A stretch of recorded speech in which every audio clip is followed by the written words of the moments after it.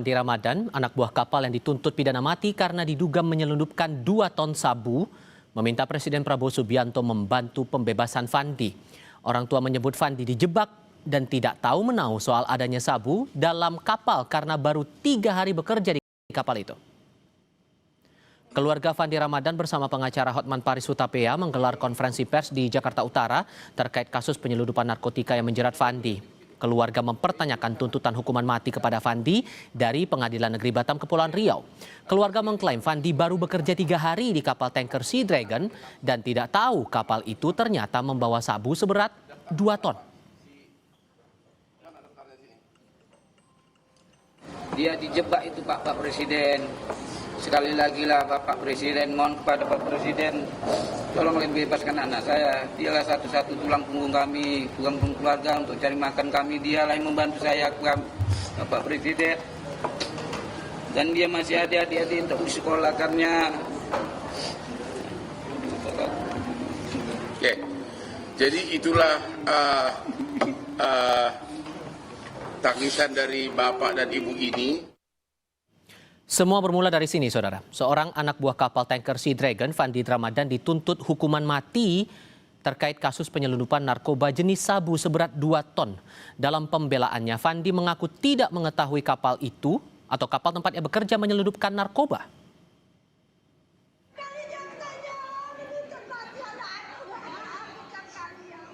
Tangis ibu Fandi Ramadan pecah setelah jaksa memberi tuntutan hukuman mati kepada Fandi atas kasus dugaan penyelundupan 2 ton sabu. Keluarga menilai Fandi tidak mengetahui kapal tempat ia bekerja membawa sabu. Kuasa hukum menyebut Fandi berada di dalam kapal tanker Sea Dragon karena bekerja. Ia melamar kerja ke kapal tanker Sea Dragon karena dari informasi yang ia dapat, kapal itu membawa minyak.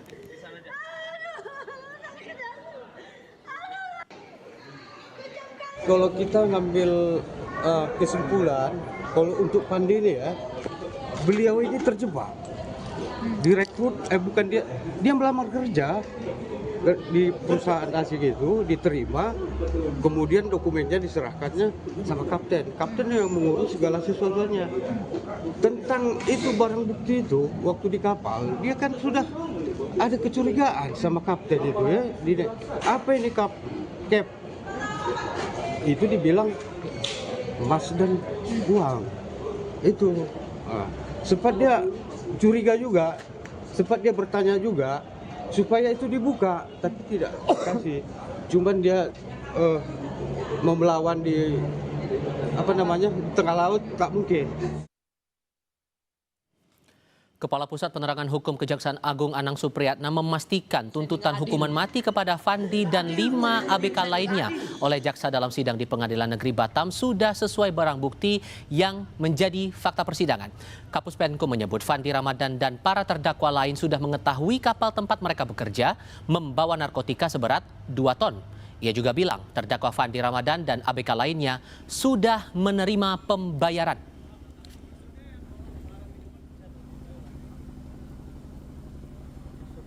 Itu jenis sabu di tengah laut dan para terdakwa sadar dan mengetahui, termasuk yang ABK itu mengetahui bahwa barang itu adalah barang narkotika dan itu disimpan, sebagian ada di haluan kapal, sebagian lagi disembunyikan di bagian dekat mesin. Artinya menyadari dan menerima pembayaran juga yang bersangkutan. Dituntut maksimal berarti melakukan ini kan karena kejahatan itu berarti kan sudah mempertimbangkan berbagai hal, termasuk karena yang penting bagi kita negara dalam ini komitmen melindungi warga negara dari bahaya narkotika. Ini kan hampir 2 ton loh, nggak main-main, dan itu melibatkan lintas negara. Ini kan kejahatan internasional.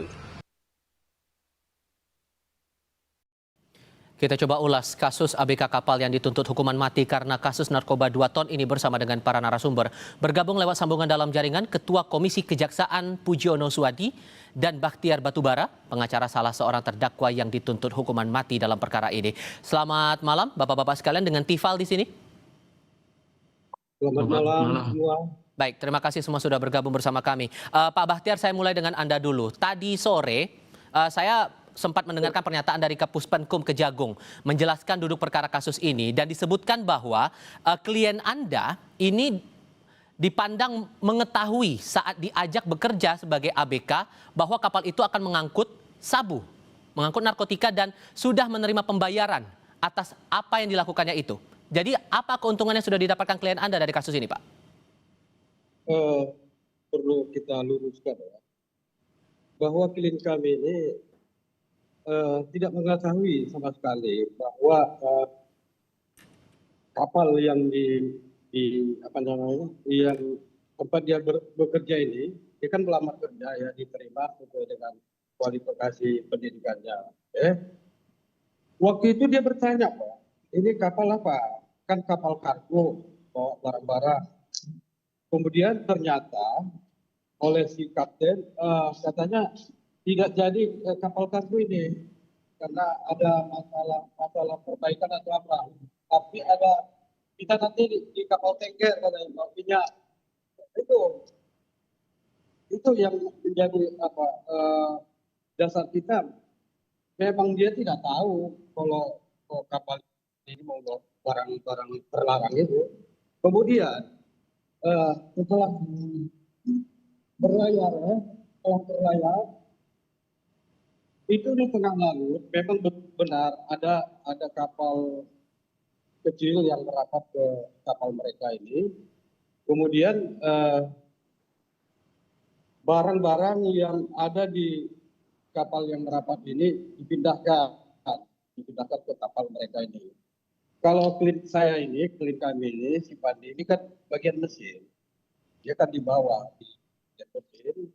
Waktu itu memang dia diminta tolong membantu mengangkati ya. Disitulah dia bertanya. Dia bertanya sama chief officer-nya, ini barang apa ini? Officer bilang, itu emas dan uang katanya. Tapi si Pandi merasa nggak enak juga, nggak nyaman juga rasanya. Jangan-jangan ini nanti bom ini. Letak kecurigaannya itu apa, Pak? Kenapa dia curiga atas barang yang ada di tengah laut itu? Karena masuknya tengah malam pula. Kan tengah malam nih, sekitar jam berapa itu? Malam itu masuknya itu. Dan pakai sorot lampu, ada semacam apa katanya kode di kapal yang merapat ini.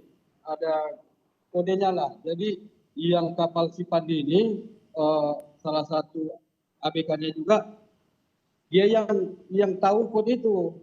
Akhirnya merapat, barang-barang itu pindahlah. Nah, waktu dipindahkan itu, jadi ABK ini semua diminta tolong semacam estafet gitulah barang itu. Oke. Di situ dia udah bertanya. Dia bertanya sama chief officer-nya bagian barang itu. Dibilang itu emas sama uang, nggak apa-apa katanya. Kemudian besoknya paginya dia nggak enak langsung bertanya sama kapten. Kapten juga jawabannya sama. Dan kapan klien Anda menyadari bahwa barang itu ternyata adalah narkoba, Bang? Curiga. Oke, ya awalnya curiga, tapi kalau kemudian sekarang kan disebutkan bahwa barang itu narkoba, baru akhirnya menyadari itu setelah pas penggerebekan itu atau gimana? Klien kami itu menyadari kalau itu narkoba setelah itu di pelabuhan Tanjung Uncang di Batam. Setelah dibongkar ya sama pihak Bea Cukai dan BNN waktu itu. Oke. Digeledah, diperiksa, disitulah mereka sadar ini kalau itu ternyata narkoba. Oke. Pak Puji, saya ke Anda kalau begitu. Dari pihak keluarganya Fandi bersama dengan pengacara Hotman Paris Hutapea juga sudah menyampaikan beberapa hal. Sejak sebelum dia akhirnya bekerja di kapal itu disebutkan bahwa ia bekerja di kapal kargo. Tadi sudah dijelaskan juga oleh pengacaranya bahwa sempat ada kecurigaan. Kemudian ada penjelasan dari bos di kapal itu bahwa itu disebutkan uang dan emas, baru belakangan saat penggerebekan diketahui bahwa itu narkoba. Jadi bagaimana kemudian dari Anda selaku Komjak melihat bahwa ada peran dari Fandi ini yang kemudian dianggap ikut terlibat dalam masalah pengedaran narkoba itu?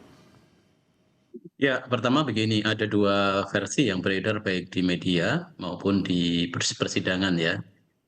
Baik itu di media ya versinya pengacara, versinya Mas Wandi, dan juga versinya penyidik maupun penuntut umum yang kemudian beredar di baik itu di fakta persidangan, atau di persidangan ataupun kemudian di media. Nah, terhadap dua fakta ini kan kita harus mengetahui bahwa hukum pidana kita itu kan untuk menegakkan benangnya dibutuhkan prosedur. Nah, prosedurnya ini celakanya kan dalam beberapa hal belum bisa membuka tabir terhadap akses kuasa. Tabir kuasa itu misalnya dalam pengumpulan beberapa alat bukti yang kita lihat ya. Dalam alat bukti yang kita lihat kan membutuhkan saksi, baik itu saksi fakta, keterangan ahli dan beberapa yang lain itu dibutuhkan kuasa. Nah, sementara kalau kita lihat riwayat dari Fandi ini memang ada jebakan ekonomi dalam tanda kutip ya yang kemudian menjadikan dia terpaksa bekerja di tempat yang ya mungkin sebenarnya dia tidak berniat ke sana atau bahkan kemudian bisa dicurigai gennya itu bahkan kemudian bisa ditelusuri juga dugaan melakukan TPPU juga memungkinkan karena kan orang-orang yang terjebak secara ekonomi kemudian ya melakukan akhirnya pada akhirnya tidak ada pilihan lain ketika sudah di sana melakukan kejahatan itu yang kita sebut ya narkoba itu kan musuh bersama ya dan itu sebagai kejahatan masih kejahatan luar biasa di Indonesia. Nah, itu yang pertama. Hmm. Nah, yang kedua juga yang perlu kita lihat juga yang ya seharusnya kalau kemudian kuasa tabir prosedur itu dibuka kan bisa kemudian dalam kuhap baru itu memberikan beberapa peluang. Misalnya peluang satu adalah saksi mahkota. Saksi mahkota itu dia bisa kemudian si Fandi ini bisa kemudian memohon baik dalam proses penyidikan maupun penuntutan untuk kemudian tidak dihukum mati bahkan seumur hidup. Bahkan kalau ancaman pidananya itu di bawah 7 tahun kan bisa pengawasan ya. Nah, yang kedua juga selain saksi mahkota ini proses kan belum berakhir. Di fakta persidangan memang kalau kita lihat karena kurangnya kuasa itu sehingga seolah-olah bahwa Fandi ini mau tidak mau terlibat dengan 5 ABK yang lain seperti melakukan perbuatan bersama-sama, baik itu dengan kesengajaan maupun dengan kelalaian yang secara sadar kemudian muncul di sana. Tetapi ada sisi yang kemudian harus dilihat adalah di dalam KUHP baru kita itu, dalam KUHP baru kita itu, ketika ada benturan antara keadilan dan kemanusiaan ya, antara keadilan dan kepastian hukum, sorry, antara kepastian dan keadilan, maka yang dipilih adalah keadilan. Ini masih ada gerbang terakhir di hakim, maka kita berharap nanti di hakim bisa kemudian memutus berdasarkan keadilan yang sebenar-benarnya bisa menggali lebih dalam Walaupun lagi. kemudian, sorry saya potong Pak, walaupun kemudian disebutkan dari pihak keluarga tidak jelas juga penjelasan siapa penerima dari barang-barang itu, Anda melihat tetap bahwa Fandi ini ada peran dalam kasus pengedaran narkoba ini? Ya, kalau tentu kalau hanya melihat secara sekilas ya berdasarkan peredaran media sosial dan beberapa fakta persidangan termasuk yang kita minta dari kejaksaan apa namanya fakta persidangan itu tentu juga sangat sangat tidak bisa lebih dalam. Hakim yang kemudian melihat secara faktual di persidangan itu bisa kemudian memutus. Kalau jaksa itu kan memeriksanya kan dasarnya dokumen ya, dokumen yang kemudian disidik oleh tim BNN dari BNN kemudian jaksa mendapat limpahan itu bisa jadi jaksa juga melihatnya belum secara utuh terkait latar belakang segala macam. Seketika kemudian sudah ada 2 alat bukti yang cukup dan kemudian tidak ada Oke.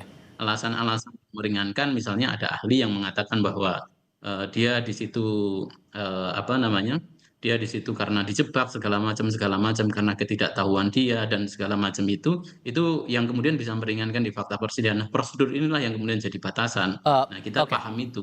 Karena Oke. itu, ya. Sorry, saya harus kasih ke Pak Bahtiar sekarang. Pak Bahtiar, ada satu hal yang belum selesai juga terjawab tadi dari pertanyaan saya di awal. Karena disebutkan ada pembayaran yang diterima oleh Fandi dari kegiatan ini. Apakah ada keuntungan yang didapatkan Fandi atau bayaran berapa yang diterima Fandi dari kasus ini? Oh, kalau itu, kalau bayaran terkait dengan gaji dia memang ada pinjaman istilahnya. Dia gaji dia kan $2.000 nih, sekitar 30 juta ya. Itu setelah orang tuh berangkat berlayar itu ditransfer ada sekitar 8 juta. Dan itu spesifiknya pembayaran itu sebatas pada kerjanya dia atau ini ada hubungannya dengan pengedaran narkoba itu? Tidak. Ini hubungan dengan kerja karena memang di kontrak kerjanya kan dia kontrak kerjanya 6 bulan, 6 bulan per bulannya 2.000 US. Jadi itu pembayaran semacam dipanjarkanlah dulu. Kan mereka ini kan nggak pegang duit, ini mau berlayar ini, yang mau ditinggalkan sama keluarga, mau ini, itu maksudnya. Saya minta penegasan Anda, apakah ada keuntungan yang didapatkan oleh Fandi dalam konteks pengedaran narkoba itu? Tidak ada sama sekali, dan dia tidak tahu kalau ini ada mengedarkan narkoba, kan tidak tahu dia dari awal. Jadi tidak ada keuntungan, malah petaka sama dia nih masuk di kapal ini, Pak. Oke, atas perspektif dari Pak Puji mewakili Komisi Kejaksaan tadi, posisi Anda akan bagaimana mewakili klien Anda ini, Bang Bahtiar? Kami berharap ya pihak kejaksaan ya sesuai dengan fakta lah, menuntut itu boleh. Kita tidak tidak setuju dengan peredaran narkoba, tapi kita harus menerapkan hukum sesuai dengan porsinya gitu loh. Oke. Apalagi klien saya ini paling rendah di situ, jabatannya, kok disamakan semua, kok tidak melihat kedudukan dia di situ, apalagi dia bagian mesin kan tidak tahu menahu tentang barang-barang ya. Itu kan yang tahu itu kan chief officer, soal barang-barang kan officer yang lebih mengetahui. Kalau si Fandi ini kan tahunya di mesin, merawat mesin, itu aja tahu dia. Karena dia minta bantu, mungkin ya jaksa berpendapat karena dia ikut membantu tadi mengangkat itu. Janganlah disamakan bahwa dia ikut sekongkol di situ. Oke, Pak Puji, dalam konferensi pers yang tadi, Hotman Paris Hutapea juga meminta kepada Jaksa Agung untuk menurunkan tim buat eksaminasi lagi tuntutan ini, dan dia bilang demi keadilan surat tuntutan itu bisa dicabut. Seberapa besar peluang itu menurut Anda, Pak Puji? Ya, tentu kan dasarnya kan karena ini ya tadi sekali lagi melihatnya kan dari prosedur fakta persidangan. Nah, fakta persidangan yang kemudian muncul kan memang sekali lagi ada subordinat kuasa dari Fandi ini untuk mengungkap fakta yang sebenar-benarnya, sehingga apa yang disampaikan oleh Pak Ridwan dan segala macam itu tidak terungkap secara lebih jelas di persidangan. Nah, ya kalau eh, baik-baik saja, artinya kita juga bisa dorong, dan kita tahunya juga baru saja ya karena berita ini viral ya. Kalau seandainya saja nanti ini sudah agak lama, tentu kita juga akan memonitor sejak awal, jangan sampai kemudian kasus-kasus seperti ini yang akhirnya jadi terpidana itu hanya ya, apalagi orang yang baru kemudian masuk di jaringan seperti ini, yang apalagi merasa dijebak dalam tanda kutip, tidak tahu menahu ini, sedangkan bosnya segala macam itu bebas berkeliaran saja dan tidak pernah tersentuh. Jangan sampai seperti itu, sehingga kita kan bertanya juga keadilan dalam porsi seperti apa gitu tapi sekali lagi ini kan jaksa kan melihatnya dari sisi berkas ya, berkas. Nah, bagus-bagus saja untuk kemudian yang disampaikan oleh Pak Otman itu sebagai masukan, dan tim juga bisa kemudian turun. Hanya saja kan ini sudah proses tuntutan, tinggal kemudian menjawab di hakim. Kita masih punya benteng terakhir di hakim, dan kita berharap nanti hakim ketika kemudian memutus pun itu bisa mendasarkan pada keadilan daripada kemudian kepastian, seandainya memang betul fakta yang disampaikan oleh Pak Ridwan itu benar bahwa Fandi ini dijebak. Tapi apa dalam aturan yang ada, Pak, hal apa yang memungkinkan surat tuntutan itu bisa dicabut, Pak Puji? Ya, kita bisa menggunakan atas dasar lex favorio ya. Jadi ketika kemudian ada hal yang luar biasa, artinya hal yang luar biasa yang kemudian ada legal hukum ya, ada basis hukum yang memungkinkan sebenarnya bisa digunakan aturan yang lebih lebih ringan. Sebagai contoh misalnya dalam konteks di KUHP baru ya, itu kan diatur tentang saksi mahkota yang dalam hal-hal yang lain itu belum diatur. Bisa jadi keterangan-keterangan yang disampaikan oleh Fandi dan segala macam itu bisa membuka tabir yang lebih luas. Nah, tabir yang lebih luas itu bisa kemudian jadi pertimbangan untuk jaksa mengkoreksi tuntutan itu. Sehingga tuntutannya kepada Fandi bisa jadi tidak hukuman mati, tapi bisa jadi 2/3 dari hukuman yang maksimal. Hukuman mati seumur hidup pun kalau saksi mahkota dalam KUHP itu tidak diperkenankan. Jadi 2/3 dari hukuman maksimal. Kalau toh kemudian yang disampaikan oleh dari kubu Pak Ridwan ini, dari kubu Fandi ini memang benar seperti itu gitu, bahwa dia dijebak, dia bagian dari korban segala macam itu, dia bisa kemudian mengajukan sebagai saksi mahkota. Bahkan lebih dari itu kalau Oke. misalnya fakta-fakta bisa menunjukkan bahwa memang dia bagian dari, ya siapa tahu memang dia bagian dari TPPU, objek TPPU, orang yang kemudian diperjualbelikan, diperdagangkan untuk melakukan aktivitas bisnis haram, narkoba, yang dia tidak tahu menahu, ini ternyata bagian dari TPPU, Eh, sehingga dia seharusnya bukan jadi pelaku, tapi bisa jadi korban. Pak Tapi Bahtiar, kan oke, ini Pak Bahtiar, seyakin apa Anda bahwa jaksa atau surat tuntutan ini bisa dicabut sesuai dengan harapan Anda dan klien Anda bahwa ya posisinya masih tetap tidak ada keterlibatan dalam peredaran narkoba ini? Ya, kalau memang nurani ya, kita ini kadang-kadang nuraninya agak dikesampingkan sehingga mengedepankan formalnya aja. Ini sebenarnya kalau nurani ya, apalagi kalau kami lah yang memang mengikuti dari awal persidangan, kami yakin betul kalau soal keterlibatan si Pandi klien kami ini untuk dalam peredaran ini atau mufakat jahat untuk melakukan pengangkutan ini, dia sama sekali tidak terlibat. Jadi kalau memang dimungkinkan, kalau bisa dirubah lagi tuntutan itu, ya kami sangat berterima kasih. Ya. Untuk Kemudian tanggal 23 nanti pledoi akan bagaimana, Bang? ya, kalau memang itu kan sudah agenda persidangan ya, agenda persidangan terjadwal ya. Pledoi tetap kita memang